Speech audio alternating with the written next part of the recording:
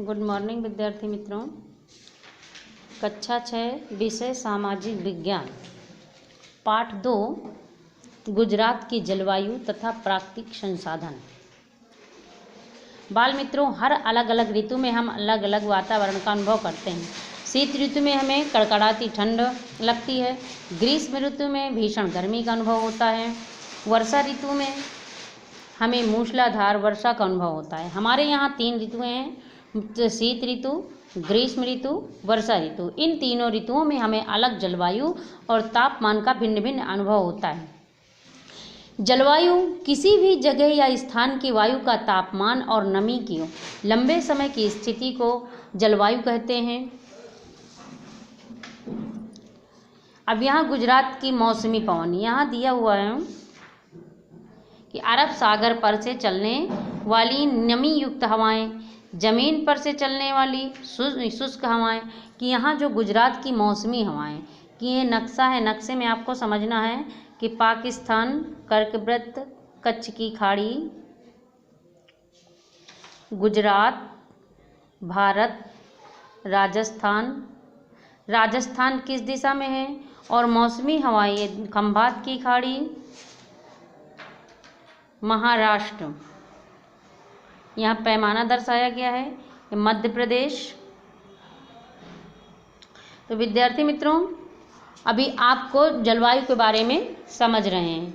अब यहाँ देखिए कि हमारे गुजरात की जलवायु में वैविध्य पाया जाता है, कि विविधता पाई जाती है।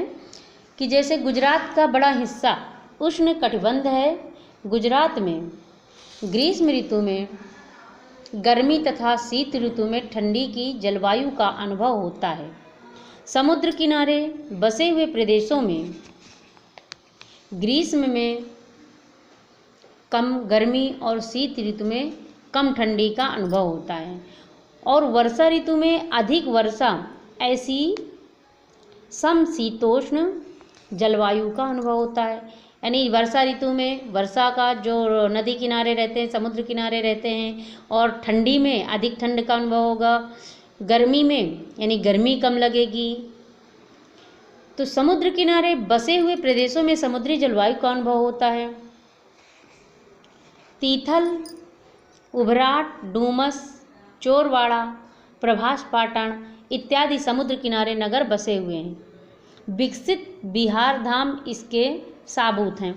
यहाँ गुजरात की जलवायु की लाक्षणिकताएं हैं कि शीत ऋतु, यानी शीत ऋतु कब से कब तक की होती है, तो शीत ऋतु दिसंबर से फरवरी तक गुजरात में हर जगह तापमान नीचे रहता है।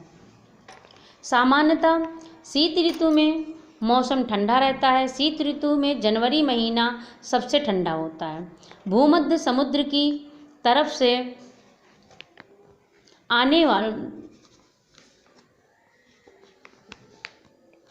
आती हुई ठंडी और तूफानी हवाएं गुजरात के ऊपर से गुजरती हैं, जिससे गुजरात के कई भागों में वर्षा होती है, जिसे बेमौसमी बरसात कहते हैं। कि जो बरसात के ऊपर से जब वो हवा, यानी गुजरात के ऊपर से जब तूफानी हवाएं गुजरती हैं तो कई भागों में जो है वर्षा होने लगती है, जिनको हम बेमौसमी बरसात कहते हैं।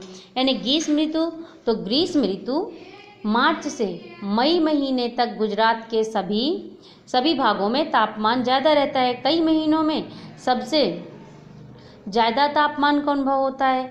मई के महीनों में गुजरात के कई विस्तारों में 45 सेल्सियस जितना तापमान रहता है। समुद्र किनारे के प्रदेशों में समुद्री लहरों के प्रभाव के कारण ग्रीष्म ऋतु में गर्मी कम होती है। कि जो समुद्र का किनारा होता है तो उसमें जो है गर्मी कम होती है। वर्षा ऋतु में मई महीने के पश्चात नैऋत्य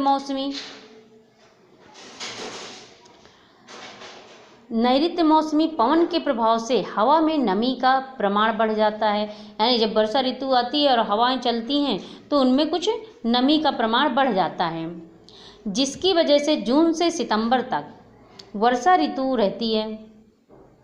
जून महीने के दूसरे या तीसरे हफ्ते में गुजरात के कई भागों में बिजली कड़कने तथा बादलों के साथ हवा के तूफान के साथ वर्षा ऋतु का प्रारंभ होता है।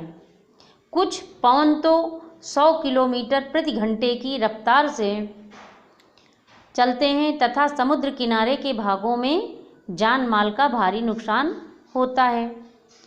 यानी मानव जीवन पर जलवायु का प्रभाव कैसे पड़ता है, तो रोज एक ही तरह के जीवन से मनुष्य तंग हो जाता है, यानी परेशान हो जाता है। जैसे ठंडी ठंडी रहे तो परेशान होंगे, गर्मी गर्मी रहे तो परेशान हो जाएंगे। ऋतु चक्र के साथ हमारा जीवन भी एक निश्चित ढंग से बना हुआ है कि जैसे ऋतु चक्र ऋतुएं बदलती हैं कि प्रत्येक ऋतु में आने वाला कई उत्सव और त्यौहार हर धूमधाम से मनाए जाते हैं। उत्सवों को मनाने में हमें जीवन में परिवर्तन, सुख, चैन तथा आनंद की अनुभूति होती है। ऋतु के बदलाव से ही हमारी पोशाक और खुराक में परिवर्तन आ जाता है। शीत ऋतु में गर्म ऊनी कपड़ों का उपयोग करते हैं, यानी जब ठंड पड़ती है तो हम ऊनी कपड़े पहनते हैं, गर्म कपड़े पहनते हैं, और उसमें से जो खाना है वो अच्छे से पाचन होता है। तो अलग अलग ऋतुओं में अलग अलग तरह के भोजन भी कर सकते हैं। यानी ग्रीष्म ऋतु में सूती कपड़े पहनते हैं, वर्षा ऋतु में छाता और रेनकोट का उपयोग होता है। ऋतुओं बदलती ही खेती के लिए उगाई जाने वाली फसलों में बदलाव देखने को मिलता है कि शीत ऋतु में बेर तथा अमरूद और ग्रीष्म ऋतु में आम तथा वर्षा ऋतु में जामुन खाने का मजा अलग ही है। मानव जीवन पर ऋतुओं का व्यापक असर होता है। प्राकृतिक संसाधन, तो प्राकृतिक संसाधन जैसे हम रहने के लिए घर बनाते हैं तथा पहनने के लिए जो वस्त्र खरीदते हैं वह मनुष्य द्वारा पैदा की गई संपत्ति है।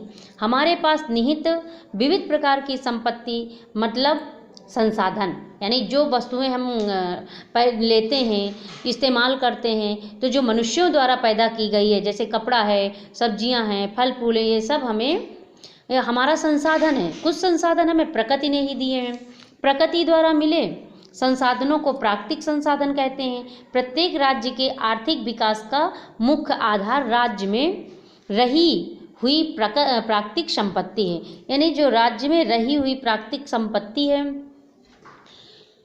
तो देखो प्रकृति ने हमें क्या क्या दिया है। नदियाँ, सरोवर, हवा, सूर्य प्रकाश, जंगल, प्राणी, पक्षी, पहाड़, खाई, खनिज इत्यादि।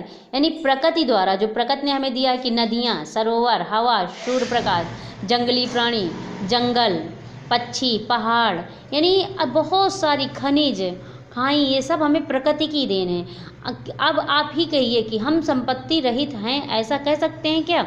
नहीं, क्योंकि हमें तो प्रकृति ने इतनी संपत्ति दे रखी है कि हम संपत्ति रहित हो ही कैसे सकते हैं। तो इसीलिए आज हम प्राकृतिक संसाधन के विषय में जानेंगे। तो विद्यार्थी मित्रों, कि गांव में जल स्रोत जैसे कि तालाब, नदी, झील, कुआं इत्यादि की मुलाकात आपको लेना है। और जल स्रोतों के विभिन्न स्थान देखिए कि जल स्रोत में नदी है, तालाब है, सरोवर है, कुआं है, झील है, इस तरह से जल संसाधन है। तो आगे आपको नेक्स्ट वीडियो में आगे समझेंगे। तो आपको जितना समझाया गया उसे आपको पढ़ना है, और जलवायु के बारे में, वर्षा ऋतु, ग्रीष्म ऋतु, इन सब ऋतुओं के बारे में अभी आपने समझा, इसको एक बार आप फिर से पढ़िएगा और ध्यान से समझिएगा।